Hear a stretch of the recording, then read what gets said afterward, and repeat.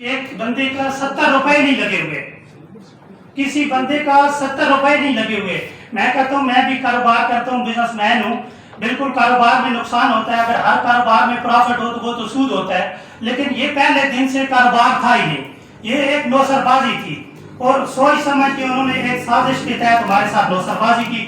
ٹھیک ہے، انہوں نے ہمیں ایک جھوٹا جھانسا دے کے این او سی دکھا کے پھر انہوں نے 70 کروڑ روپے کا کہا کہ ہم بھی 70 کروڑ روپے انویسٹ کر رہے ہیں، تو ہم نے بھی لگا دیا کہ 14-15 کروڑ روپے اگر ہم انویسٹمنٹ کر دیتے ہیں تو چلو اچھی بات ہے، سال بعد کوئی ریٹرن ہو جائے گا۔ تو اس چکر میں آج 2023 جا رہے ہیں، ابھی تک ہمیں اوریجنل اماؤنٹ واپس نہیں مل رہی۔ 230 جو متاثرین ہیں، اس کے علاوہ اور بھی ہیں لوگ، ٹوٹل 837 متاثرین ہیں، در بدر کی ٹھوکریں کھا رہے ہیں، ہر فارم پہ وہ جا رہے ہیں، ایف آئی اے گئے ہیں، نیب گئے ہیں، پولیس کے پاس گئے ہیں، لیکن میں تو بڑے بے حس ہیں ہمارے ادارے معذرت کے ساتھ، اور بالکل ایسے کوئی گہری نیند میں سو رہے ہیں۔ ہر جگہ کا ہر فارم میں ہم نے جا کے دروازہ کھٹکھٹایا کہ ہمیں نہ مجبور کیا جائے کہ ہم روڈوں پہ نکلیں، ہم